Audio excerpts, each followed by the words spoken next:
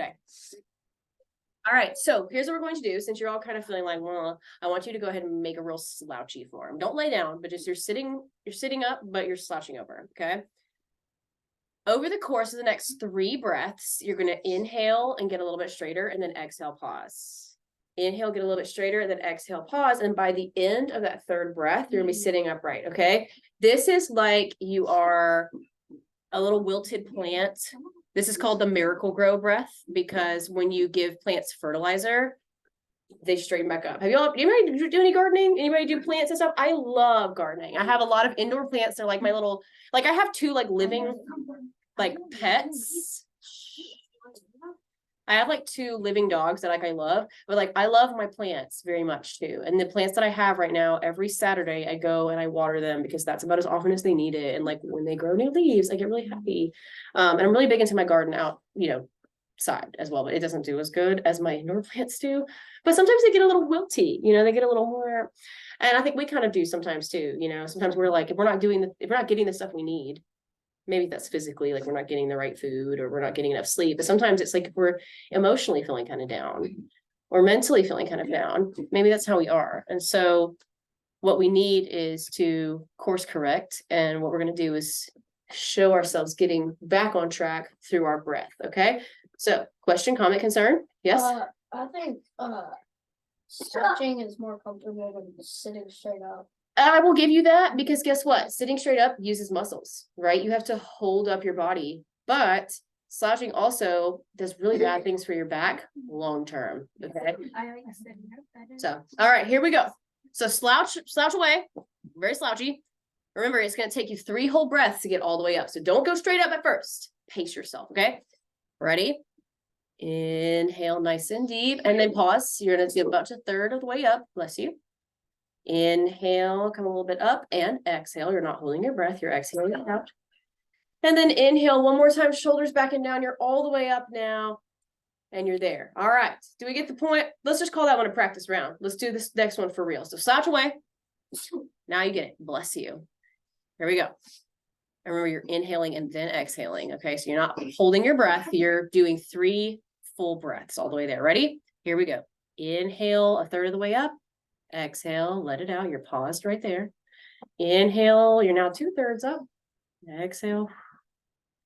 And then inhale all the way up, shoulders back and down, opening up the chest, hands ready. Exhale. Also, you should release. And now you just breathe on your own and try to be as still as you can right now. The only thing moving is your chest. Maybe you're blinking, and that's it. And that might feel uncomfortable to try to be still. Trust me, I know. I move all the time. But just challenge yourself right now, just for the next moment, to be as still as you can, freezing your body like a statue.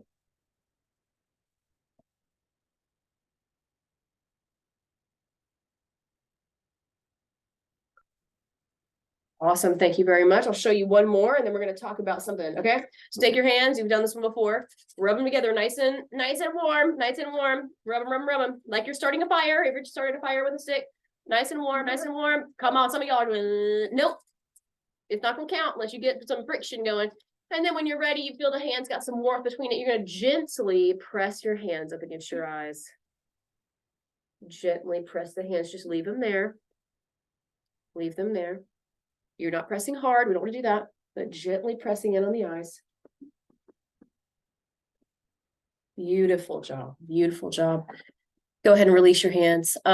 Why we did that was because I've talked about the vagus nerve before, but the vagus nerve is part of our nervous system that tells us it's okay to calm down, to relax. All right. So if you're feeling worked up, when you're feeling very stressed, or you're feeling angry, or if you're just high energy that day, we want to wake up the vagus nerve so that we can calm down.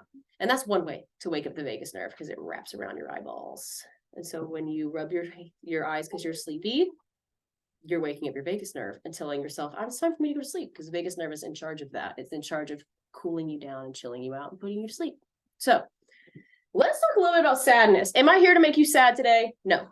If you're feeling great and you're having a good day, that's fabulous. I want you to continue doing that. We're going to talk about sadness, because guess what? Sadness is a part of being a human being.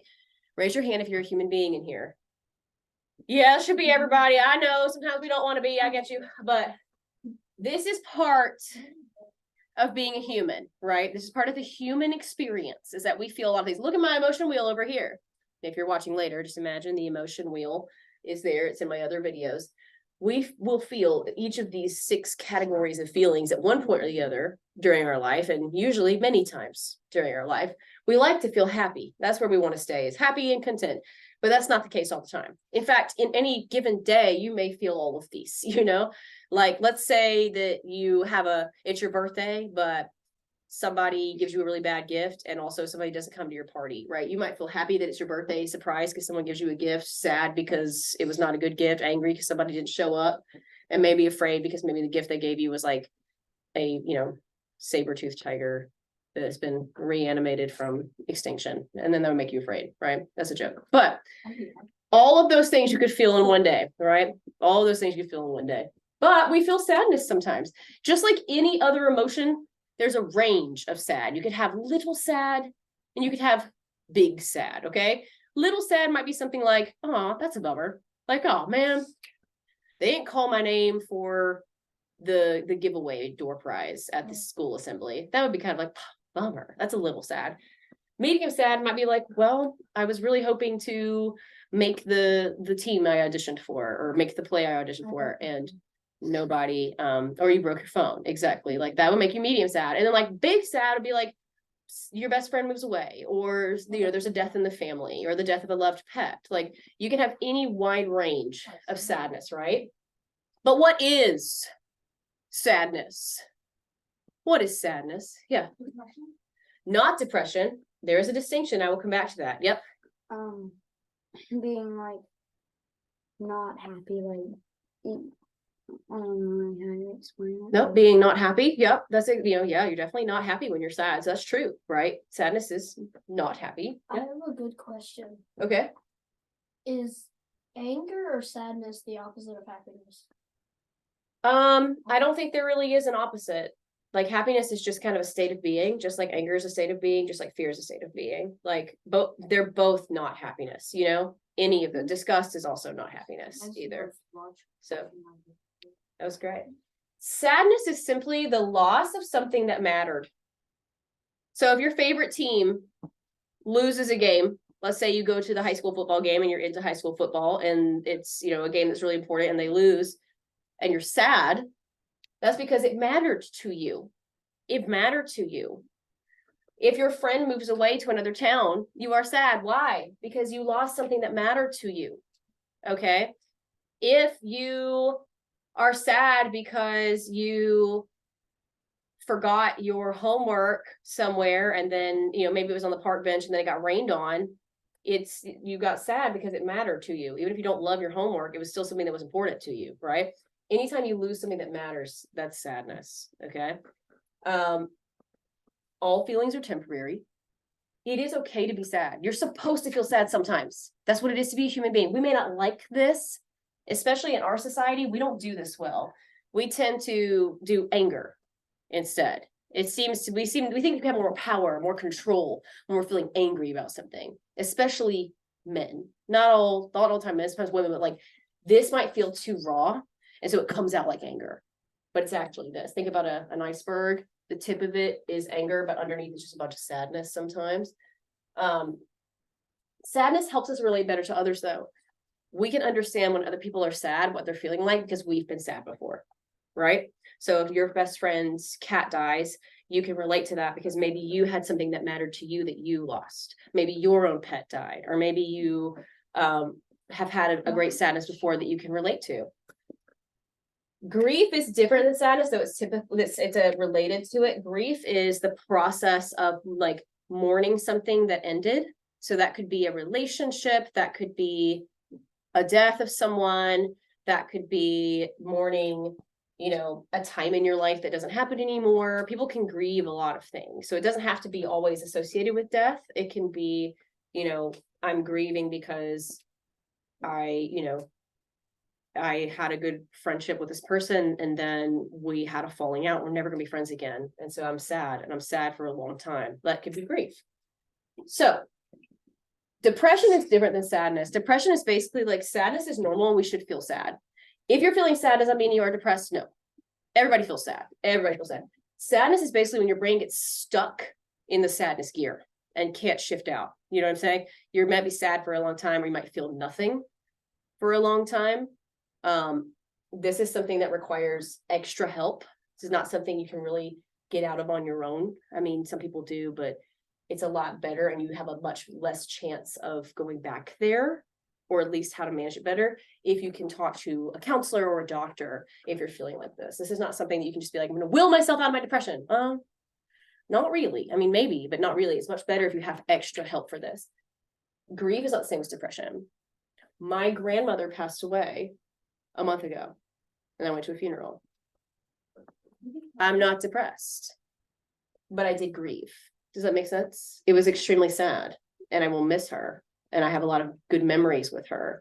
And for her to be not in my life anymore is sad, but that's not the same as depression. Do you have to have a big sad event to become depressed? No.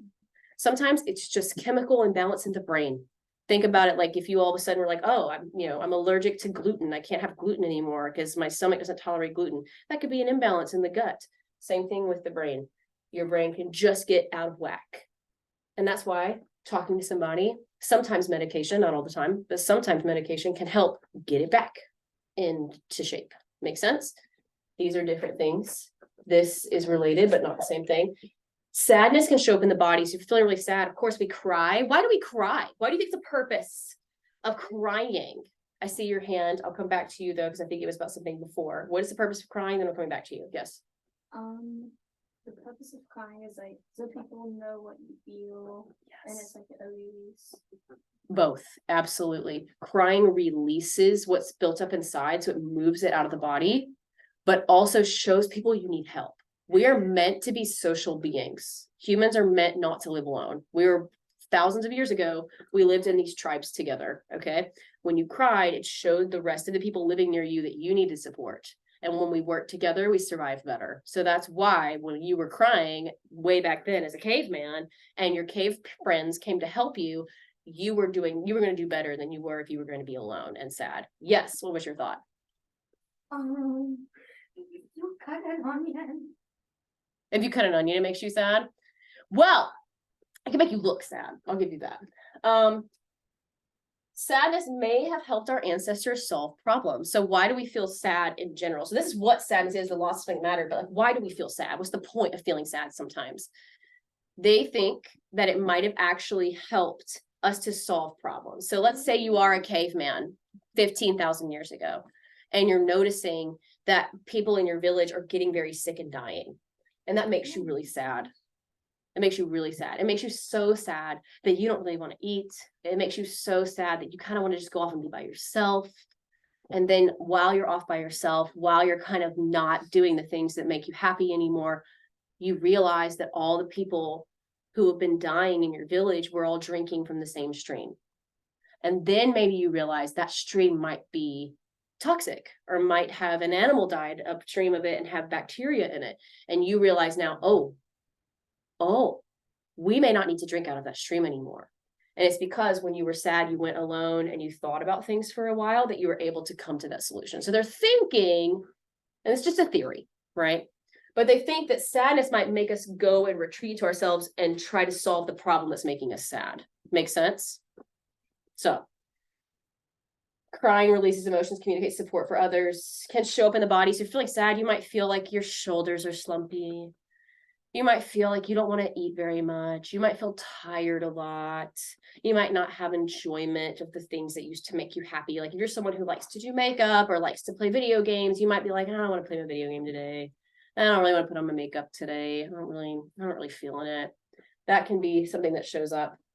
Sadness can exist with other feelings. You could feel happy and sad at the same time, right? Especially if it's a friend who, let's say a friend gets to, well, I have a specific example. So I used to teach, I taught third grade for a second, and one of the third graders applied to go to the Ron Clark School, which is like a really elite school in Atlanta. Or she was a fourth grader. She applied to go to the Ron Clark School and she got it. And so she was so happy because she was going to go to this amazing once in a lifetime opportunity school. And she was also so sad. Why? She's going to miss all of her friends. Can we have both? Yes. So many things in life can coexist at the same time. You can feel both happy and sad. You can feel both afraid and sad. You can feel surprised and sad. Here's what helps. Give yourself permission to be sad. It doesn't feel good, but trying to ignore that you're sad or convince yourself you're not sad or shove down the sad does not make it go away. Give yourself permission to feel sad. It's okay to say, I'm just not feeling it today, or I'm feeling sad today. I'm having a sad day. Go into nature. Legitimately, I'm not saying go on a 10-mile hike and break your ankles. I'm saying go outside and get some sunshine in your eyes. Legitimately, if you go outside and get sun in your eyes within the first hour of being awake, there's a lot of research that shows it will help you sleep better and will help you feel better emotionally. So get some sunlight into your eyes. And you can only do that by going outside. Sitting by a window does not count. It's only good if you go outside and get some sun. Let's say you can't go outside in the mornings. Go outside at some point. Fresh air, sunshine, being around green stuff, getting an indoor plant helps too, will help you feel better. Baby yourself. So how do we treat our babies? Like our little babies that we have? Well, we make sure our babies eat healthy food. You don't feed baby junk food. That's not good for it. You don't make the baby stay up all night. That's not good for the baby. You take care of it and love it. You don't get mad at the baby when it cries. Like, that's what you do with ourselves. If you're feeling sad, feed yourself good food. Don't feed yourself junk. Put yourself to bed on time. You need to go to sleep. Don't judge yourself or get sad at yourself or get mad at yourself for being sad. We don't do that to babies. Don't do it to yourself. Baby yourself. However you would treat a baby, that's how you treat yourself. Give yourself love. Take care of yourself. Give yourself space. Give yourself good, healthy food. We give our babies times to be on, their tummy for tummy time, which is exercise for babies. Go out and move your body is what that means. Self-care. I'm doing a thing right now where I don't know for how long, but I've started every day. I want to do something self-care for myself. And it is very customized to Ellen. Okay. So it may not be the stuff you like to do, but one day I went for a walk. Another day I did watercolor painting because I like painting. Another day I baked bread. Another day I read a book. And every day I'm like, this is what I'm going to do for myself. And it's not because I'm sad. This is just for, a separate thing, but it's a great thing to do if you're feeling a little down, especially in the wintertime. Seasonal changes can make people sad. Not getting enough sunlight. So when it gets cold and dark outside, we can't go out as much. And there's not as much social stuff to do because the football games are done and the festivals are done and the fairs are done. And all of that's gone for a little while when it gets to be those gross winter months. Do some self-care, light candles if the candles make you happy. Hug a stuffed animal that you enjoy, wrap it with a blanket, get some cozy socks, all of that. That may not be your jam. You'd figure out what your jam is though. Move your body. I already talked about that. You've got to move your body. Okay. Even if you're feeling sad, get out and walk for 5 minutes. Go outside, walk up and down your driveway or whatever it is. Okay. And write down how you feel. That is extremely helpful for sadness. If you're able to sit there and go, I feel sad because. And you can be like, but my reasons are dumb. Or I don't know. I don't know how I feel. I don't know how I feel. I think I feel sad. I'm bothered by whatever. Just write how you feel. I don't care about spelling. I don't care about, it's not an essay. Okay. Free your mind. Maybe you don't want to write it. Maybe you draw it. Maybe you listen to music and that makes you feel good. Express yourself somehow is what I'm saying. So that's the thing about sadness. Okay. Also remember all feelings are temporary. Just like when we do your feelings as weather, just like the weather will change. So if you're feeling sad, you're not going to feel like that forever. Okay. You will not. New weather is going to come. You're going to feel like that for a little while and then a new feeling will come. Right? Questions. That was a lot of me talking at you. It's not going to be like that every time, but when I bring out a new emotion, I like to dive into it. And I gave you a lot of information to digest. So, question.